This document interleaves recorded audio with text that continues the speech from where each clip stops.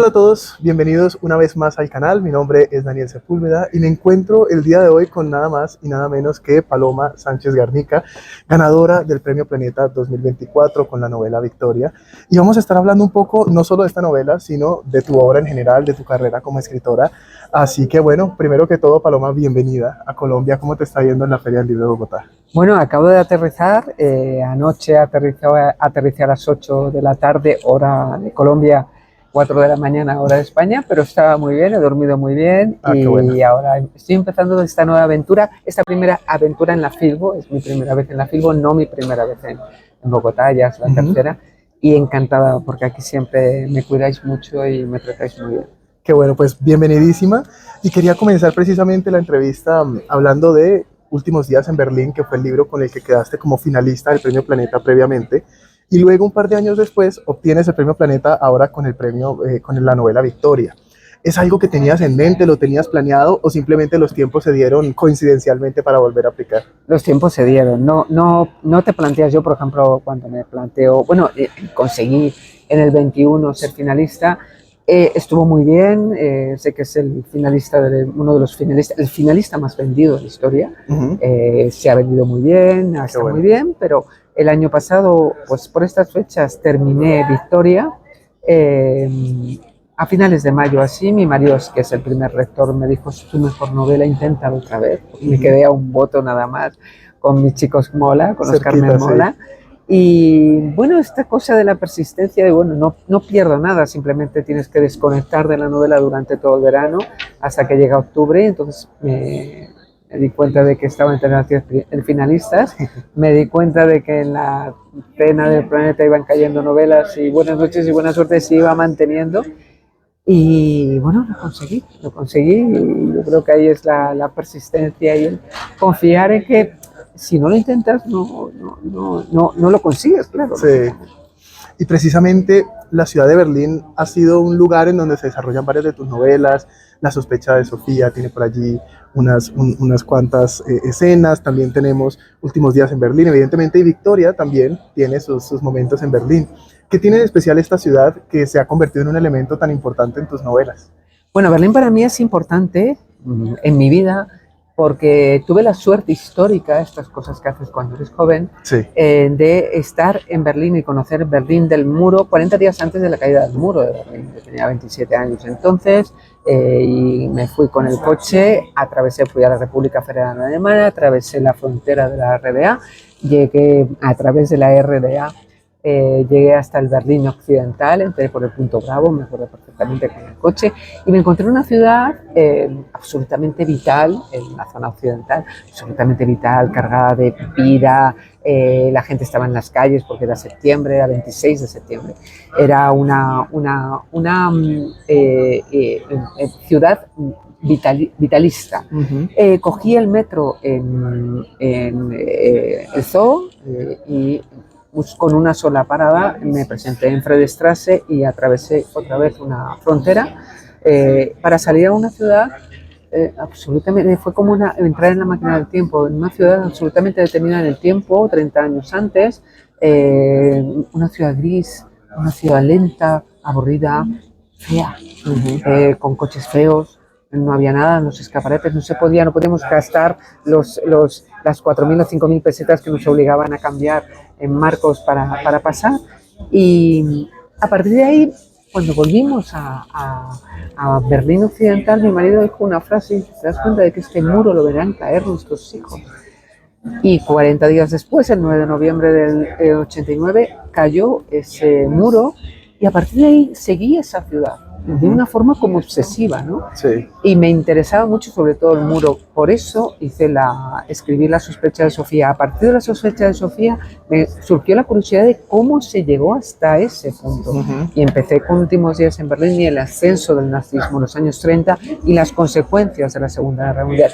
Cuando termino Últimos días en Berlín, pensé, ¿cómo sobrevivieron esos años entre medias de la final de la Segunda Guerra Mundial, año 45, hasta el 13 de agosto del 61, cuando se construye el muro físico? De ese Berlín, de los primeros años todavía, sobre todo en el año 46, 49, en el que se está fraguando la Guerra Fría y se está conviviendo los vencedores y los vencidos en una ciudad ocupada, dividida, pero todavía sin muro. Y esa fue la primera intención. Por eso es que Berlín tiene en cada rincón, sobre todo en el siglo XX, tiene en cada rincón una historia que contar. Entonces es una ciudad muy rica. Me faltan los años 20, que los años 20 son alucinantes también. Entonces, bueno, me parece una ciudad de la que se puede sacar muchísima sustancia por lo que ha vivido en el siglo XX. O sea que todavía hay mucho material para más novelas. Hay mucho material. Cuando me dicen es que hay mucho material, y los novelistas lo que queremos es que nos den sustancia para poder poner a nuestros personajes a vivir en esas situaciones, ¿no?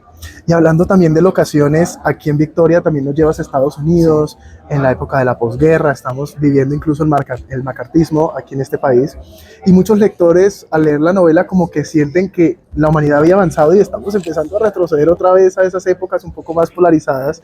Me ha pasado también leyendo novelas de escritores colombianos que narraban la Colombia de los años 50, 60, y yo decía, estamos exactamente igual. ¿Tú crees que los seres humanos o la humanidad en general hemos regresado en esa evolución que ya habíamos logrado en los últimos años? Estamos cometiendo muchos errores muy similares a los que se cometieron en el pasado, por el exceso de nacionalismos, por el egoísmo de lo mío lo primero, yo lo primero, mi país lo primero, los demás fuera, todo fuera, ¿no?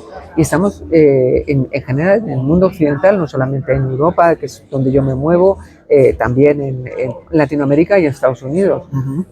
Y esas similitudes que yo vi, por ejemplo, cuando me empecé a documentar para Victoria, cayeron en mis manos varias lecturas que pusieron el foco en Estados Unidos, en ese país democrático, en principio, que lo era en esa época, en un país que se consideraba el más justo y el más poderoso del mundo, se sigue considerando, y ahora más todavía, ya quiere ser hasta papa su presidente, y me di cuenta de que en ese país, en esa época, en los años 50, había una parte de la población que estaba igualmente discriminada, de hostigada, de violentada, de coaccionada, que los judíos en los años 30, no me meto en el holocausto, pero sí los judíos en los años 30, cuando llega al poder el nazismo y comienza ese hostigamiento contra los judíos.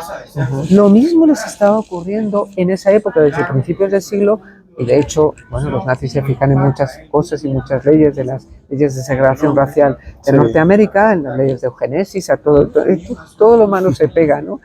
Y me di cuenta de que había una historia que contar. Luego me surgió otra novela también que hablaba del macartismo en esa misma época, en los años 50, y de cómo causó el sufrimiento a muchos miles de inocentes, que no tenían nada que ver con esa ideología, que simplemente era, porque ser comunista no era delito, pero se metió el miedo en toda la sociedad, en todos los ámbitos de la sociedad, de que comunista, sindicalista, socialista era sinónimo de espionaje, de traidor, de traición, de que iba a venir el comunismo a quitarles a los norteamericanos su forma de vida, sus coches, sus casas, y ese miedo caló, y entonces pensé, si es que estamos en esta época, en los años 50, en la que un negro, por el hecho de ser negro, era culpable, que se les discriminaba, y esa violencia quedaba impune exactamente igual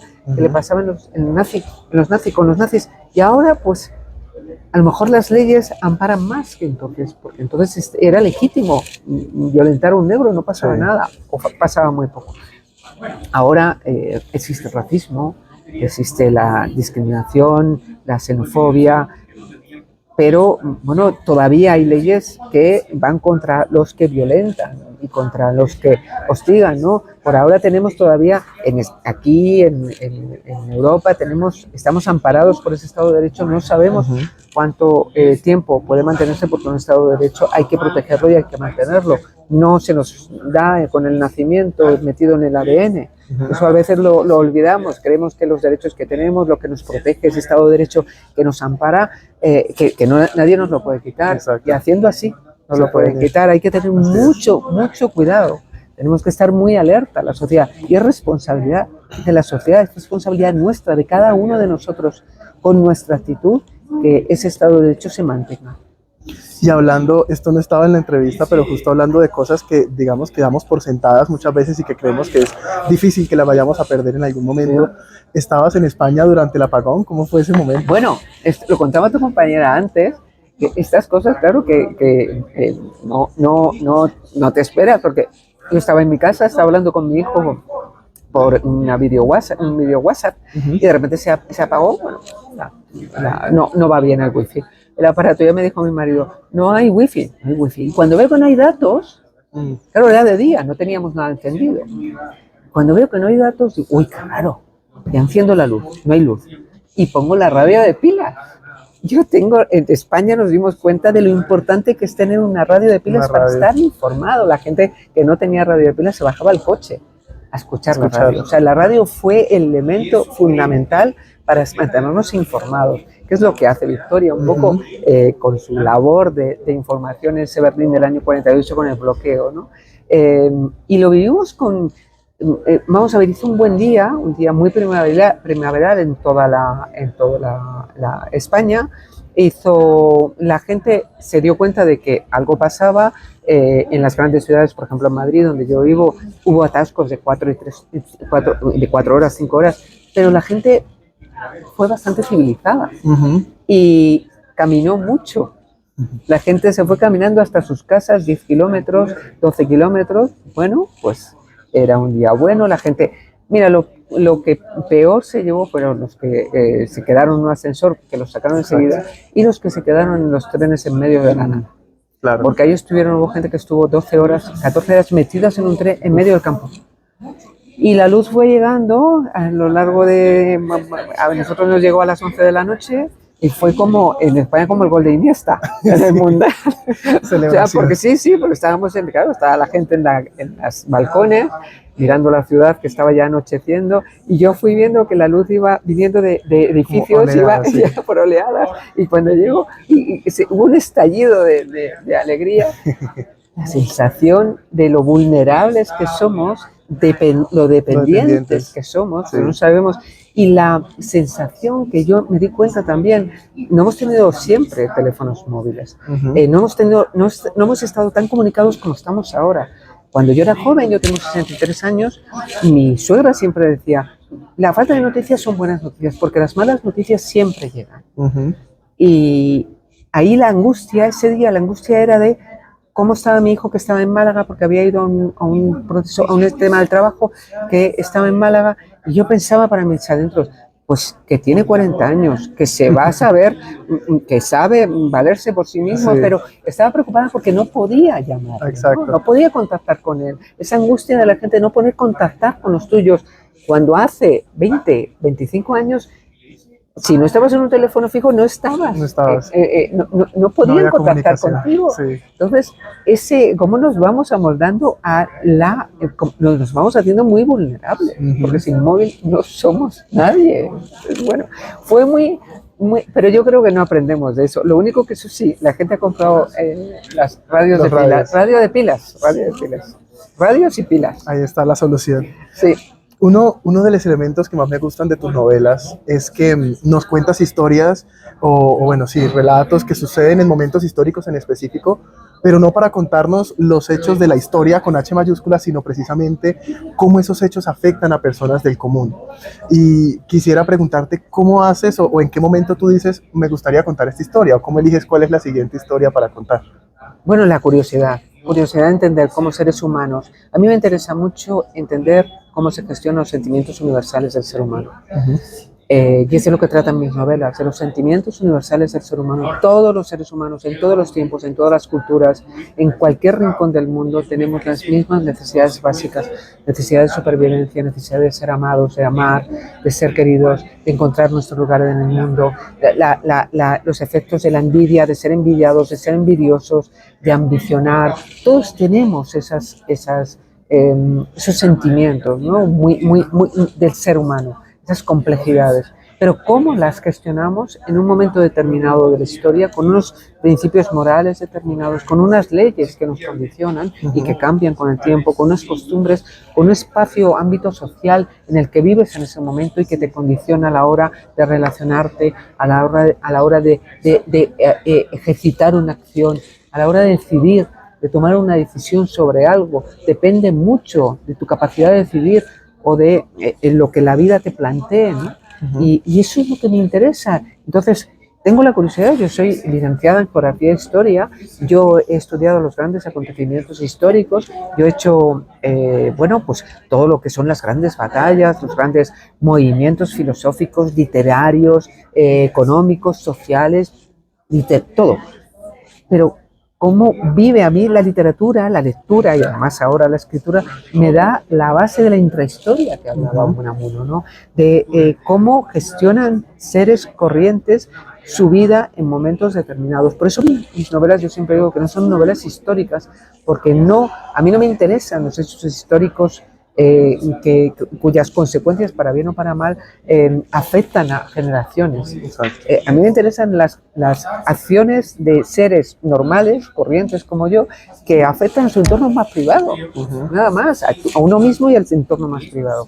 Eso que es la base de la gran historia es lo que te da la literatura. Te lo da la literatura. Justo, precisamente, bueno, tú nos cuentas historias que no son hechos reales como tal, pero que sí suceden en este contexto que es real. Y bueno, ya nos contabas que tú estudiaste historia, tienes ese conocimiento, pero pues igual debes hacer de pronto una investigación un poco más minuciosa de cómo vivía la gente en esa época. ¿Cómo es ese proceso investigativo que haces para tus novelas? ¿Y hay alguna cosa específicamente que es más compleja que otra o que más te haya costado de pronto en este libro o en algún otro que recuerdes? Pues en ese libro me costó mucho encontrar documentación sobre los primeros años en Berlín, en cómo se fragua la Guerra Fría. Porque hay mucho del muro, hay mucho de la Guerra Fría ya una vez entrada en plena Guerra Fría, pero no hay tanto sobre el bloqueo.